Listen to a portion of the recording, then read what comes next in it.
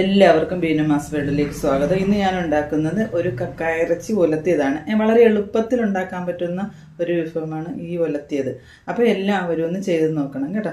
അപ്പോൾ നേരെ വീഡിയോയിലേക്ക് പോകാം. അപ്പോൾ വീഡിയോയിലേക്ക് പോകുന്നതിന് മുമ്പ് എൻ്റെ ചാനൽ ആദ്യമായിട്ടാണ് കാണുന്നതെങ്കിൽ എല്ലാവരും ഒന്ന് സബ്സ്ക്രൈബ് ചെയ്ത് സഹായിക്കണം കേട്ടോ. അപ്പോൾ നമുക്ക് വീഡിയോയിലേക്ക് പോകാം. അപ്പോൾ നമുക്കിന്ന് കുറച്ച് കക്കാർച്ചി കിട്ടിയിട്ടുണ്ട്. അപ്പോൾ നമുക്കിതൊന്ന് തേങ്ങയൊക്കെ ചിരണ്ടിയിട്ട് ഒലത്തി എടുക്കാം. അപ്പോൾ ഞാനിതൊന്ന് ക്ലീൻ ചെയ്യട്ടെ.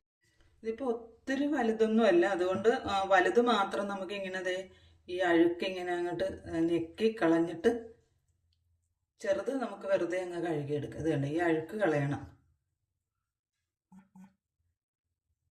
അപ്പം ഞാൻ ഈ കക്കാർച്ചിയൊക്കെ ഒന്ന് നന്നായിട്ട് കഴുകിയെടുക്കട്ടെ. അതിൻ്റെ അഴുക്കൊക്കെ ഞാൻ കളഞ്ഞെടുത്തു.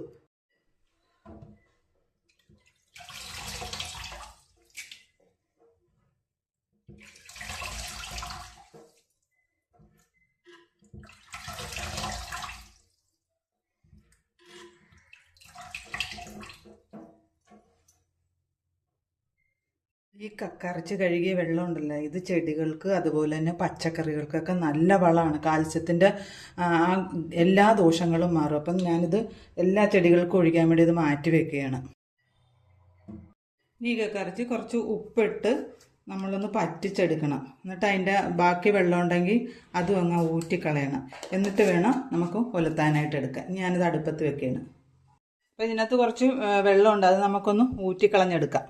ഇതിന് ചേർക്കാനായിട്ട് ഒരു വലിയ സവോള എടുത്തിട്ടുണ്ട്, ഒരു കഷ്ണം ഇഞ്ചി എടുത്തിട്ടുണ്ട്, ഒരു 10-12 അല്ലി വെളുത്തുള്ളി, അതുപോലെ ഒരു വലിയ പച്ചമുളക്, ഒരു 2-3 തണ്ട് വേപ്പില, ഇത്ര എടുത്തിട്ടുണ്ട്. ഇതെല്ലാം ഞാൻ ഇതിനകത്തേക്ക് ഇടിയാണ്. ഇനി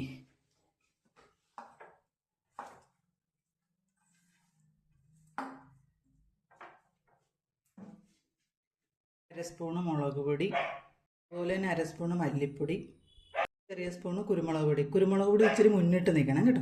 1/4 സ്പൂൺ ഇച്ചിരി കുറച്ചേ ഉള്ളൂ, അത് മഞ്ഞൾപ്പൊടി. ഗരം മസാലപ്പൊടിയാണ്. ഇതിനകത്ത് കൂടുതലും പെരിഞ്ജീരകമാണ് പൊടിച്ചിരിക്കുന്നത്. പെരിഞ്ജീരകം കൂടുതൽ ചേർത്താൽ നല്ല ടേസ്റ്റാണ്. ഒരു അരമുറി തേങ്ങ എടുത്തിട്ടുണ്ട്. ഇതെല്ലാം കൂടി അങ്ങോട്ട് പുരട്ടി വെക്കാൻ പോവുകയാണ്. കക്കയിറച്ചിക്ക് ഉപ്പ് ചേർത്ത് തിളപ്പിച്ചതാണ്. അപ്പോൾ ബാക്കിയുള്ള സാധനങ്ങൾക്ക് വേണ്ടുന്ന ഉപ്പ് ബാക്കി അവസാനം ഇടാം. നമ്മളിങ്ങനെ കൈകൊണ്ട് പുരട്ടി വെക്കുന്നതാണ് ഏറ്റവും നല്ലത്. ഇങ്ങനെ പുരട്ടി ഒരു 10-15 മിനിറ്റ് നമ്മളിങ്ങനെ മൂടി തന്നെ വെച്ചേക്കണം. ആ മസാലപ്പൊടി മുളക് പൊടി എല്ലാം ഒന്ന് പിടിച്ച് കഴിഞ്ഞിട്ട് നമുക്ക് വറതാളിച്ച് റെഡിയാക്കി എടുക്കാം. അതെ, സ്റ്റൗ കത്തിച്ച് പാത്രം അടുപ്പത്ത് വെച്ചിട്ടുണ്ട്. പാത്രം ചൂടായിട്ടുണ്ട്, എണ്ണ ഒഴിക്കുകയാണ്. അപ്പോൾ ഇതിനിച്ചിരി എണ്ണ കൂടുതൽ വേണം കേട്ടോ, എന്നാലും നന്നായിട്ട് എടുക്കാൻ പറ്റുള്ളൂ നമുക്ക്. കടുകടിയാണ്.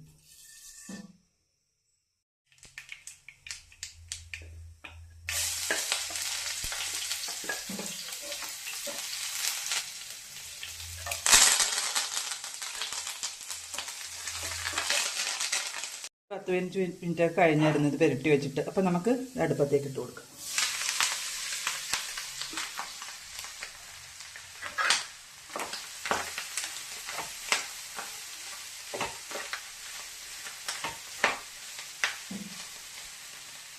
കക്കറച്ചി നമ്മൾ നേരത്തെ എന്ന് പറയുന്നത് കക്കറച്ചി നല്ലപോലെ കുക്കായിരിക്കുന്നതാണ്. ഇത് അവർ കക്ക തിളപ്പിക്കുമ്പോൾ തന്നെ അത് വെന്ത് കഴിഞ്ഞു. പിന്നെ നമ്മളിത് കൊണ്ടുവന്ന് ക്ലീനാക്കി ഉപ്പ് ഇട്ട് ഒന്നും കൂടി നമ്മളത് പറ്റിച്ച് അതിൻ്റെ വെള്ളം ഊറ്റിക്കളഞ്ഞിട്ടാണ് നമ്മളിത് ചെയ്യുന്നത്.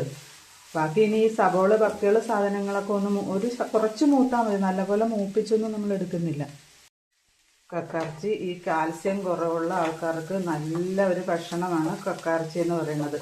അത് സാധാരണ നമ്മളിങ്ങനെ അധികം എണ്ണയൊന്നും ഇല്ലാണ്ട് നമ്മൾ ഇതുണ്ടാക്കിയത് ഏകദേശം അടുപ്പിച്ച് കഴിച്ച് കഴിഞ്ഞാൽ നമ്മുടെ കാലുവേദന, ഈ കാൽസ്യം കുറവുള്ളവർക്ക് കാലുവേദനയൊക്കെ ഭയങ്കരമായിരിക്കില്ലേ, ആ കാലുവേദന മാറാനും അതുപോലെ തന്നെ ഈ അകാലനര മാറാനും ഒക്കെ കക്കയിറച്ചി കഴിക്കുന്നത് വളരെ ഉത്തമമാണ്.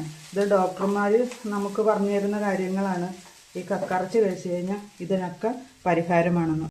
ഞങ്ങൾക്കിതിവിടെ അടുത്ത് തന്നെയൊക്കെ കിട്ടുന്ന മാർക്കറ്റ് അടുത്തുള്ളതുകൊണ്ട് തന്നെ ഇവിടെ കായൽ സൈഡൊക്കെയാണ്. ഞങ്ങൾ കായലോര പ്രദേശത്ത് താമസിക്കുന്നവരാണ്. അതുകൊണ്ട് ഞങ്ങൾക്കിത് സുലഭമായിട്ടൊക്കെ കിട്ടും. ഇത് കിട്ടാത്ത ഒത്തിരി ആൾക്കാരുണ്ട്. പക്ഷേ ഇത് ഏറ്റവും നല്ലതാണ് നമ്മുടെ കാലുവേദനയ്ക്ക്. നമ്മളിങ്ങനെ വെറുതെ ഇതിനകത്തുള്ള അഴുക്ക് നെക്കിക്കളയണം, അല്ലെങ്കിൽ നമുക്ക് വയറിനൊരു ചെറിയ കംപ്ലൈൻറ്റ് വരും, അല്ലെങ്കിൽ ഗ്യാസിൻ്റെ ഒക്കെ അങ്ങനെയൊക്കെ വരും. പക്ഷേ ബാക്കി നമ്മൾ ഇത് അധികം മൂപ്പിക്കാതെ കഴിച്ചു കഴിഞ്ഞാൽ നമുക്ക് നമ്മുടെ ശരീരത്തിന് ഏറ്റവും നല്ല സാധനമാണ് ഈ കക്കായിറച്ചി. അതുപോലെ തന്നെ കുരുമുളക്, വെളുത്തുള്ളി ഇതൊക്കെ നമ്മൾ കൂടുതൽ ചേർക്കുന്നത് നല്ലതാണ് ഈ കക്കയിറച്ചി ഒലത്തുമ്പോൾ.